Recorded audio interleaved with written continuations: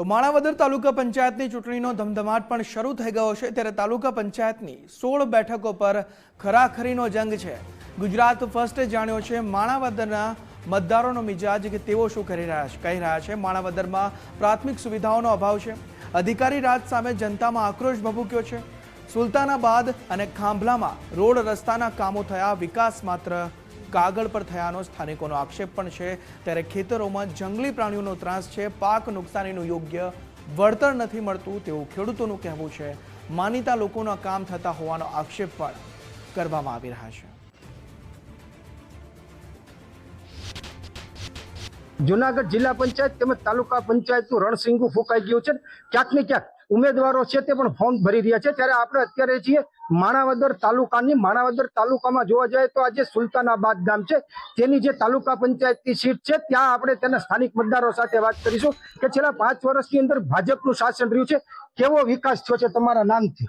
ભાજપ સરકારની વાત કરીએ તો બહુ સારામાં સારો છેલ્લા 10 વર્ષથી વિકાસ ચાલુ છે। અમારા ગામની અંદર પૂરેપૂરી પાણીની વ્યવસ્થા, ગટર, લાઇટ સુવિધા, સીસી રોડ, પેવર બ્લોક બધા કામો થયેલા છે। આંગણવાડીની પણ સારામાં સારી કાર્યક્રમ ચાલુ છે।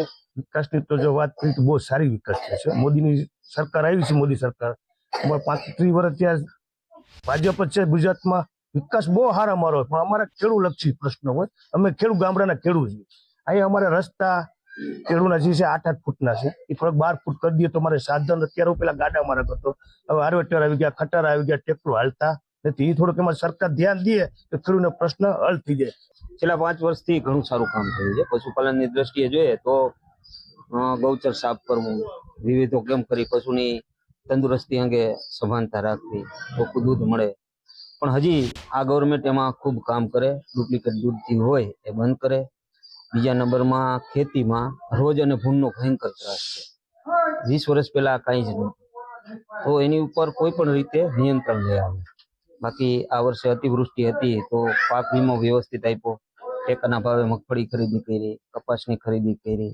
મોદી સાહેબના કામગીરી તો બહુ સારી છે। 5 વર્ષમાં ક્યાંક ને ક્યાંક એની ઉણપ રહી જાય છે, નાના લેવલે નાના માણસોમાં એની ઉણપ રહી જાય છે કે કોઈ ખેતી વિભાગ છે, કોઈ ઢોર ભૂંડ રોજ, એ આરોગ્ય વિભાગમાં જેનું કામ બહુ સારું છે, શિક્ષણ વિભાગમાં કામ છે, પણ જે ખેડૂત લોકોને જે નાની પ્રોબ્લેમ છે એમાં એને ઘણું બધું સુધારો લઈ આવવો પડે એમ છે।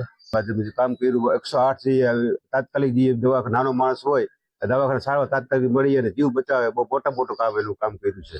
અને આયુષ્યમાન કાર્ડ નાનો માણસ બિચારો ખર્ચો કરી 5 લાખનો ખર્ચો થાય 2 લાખનો બિચારો કરી ના શકે, એની માટે મોદી સાહેબે બહુ સારું કામ કર્યું। વિકાસ તો ભાજપના ઘણા થયા છે, પણ ખાલી કાગળિયા ઉપર થયા છે। બાકી ગામના રોડ રસ્તા ઘણા વિકાસો બાકી છે, પાણીના પ્રશ્નો છે, આંગણવાડીના પ્રશ્નો છે, સ્કૂલના પ્રશ્નો છે। ક્યાંય સ્કૂલ ચાલુ છે તો બંધ થવા ઉપર છે, બધા પ્રાઇવેટમાં જાય છે, તો સરકારી સ્કૂલનું કાંઈ છે નહીં। 5 વર્ષ સુધી શાસન રહ્યું, શું તમારી અપેક્ષા છે હવે? અમારી અપેક્ષા એક જ છે કે સરકાર સારું શિક્ષણ વ્યવસ્થા, આરોગ્ય વ્યવસ્થા, શિક્ષણ વ્યવસ્થા, યુવાનોને રોજગારી એ આપે। સહાયની બહુ બધી અપેક્ષા હતી ખેડૂતોને કે અમને મળશે સારું, પણ જેટલી નુકસાની ગઈ છે ને એનું 10% નથી મળ્યું કોઈ ખેડૂતોને અત્યાર સુધીમાં। હવે ઓન પેપર બધી વસ્તુ બતાવે છે કે મળે છે, પણ હકીકતમાં નથી મળતું કોઈને કઈ।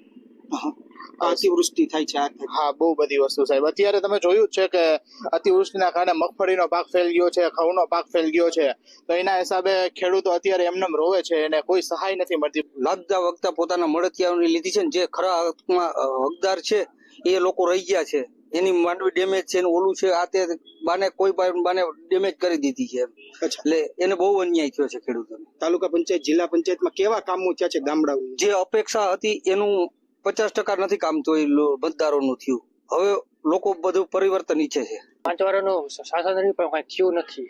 રોડ રસ્તા છે બધે કરે, ગ્રાન્ડ પાસ થઈ જાય પછી પૂરું થઈ જાય, કાંઈ મળતું નથી, કાંઈ રોડ સારા થતા નથી, અને માણસને બધાને હેરાન જ થાય છે। ડોક્યુમેન્ટમાં બધા હેરાન થાય છે, ઓલું કરો બધા ડોક્યુમેન્ટમાં બધા હેરાન થાય વધારે પડતા। માણાવદર તાલુકામાં જોવા જાય તો 16 તાલુકા પંચાયત અને 3 જિલ્લા પંચાયત ઉપર ભાજપનું શાસન હતું। હવે જ્યારે ચૂંટણી જાહેર થઈ છે અને ઉમેદવારી પત્રો ભરાવાના શરૂ થયા છે, ત્યારે મતદારોનો મિજાજ કેવો રહેશે તે જોવાનું રહ્યું। અતુલ વ્યાસ, ગુજરાત ફર્સ્ટ, માણાવદર।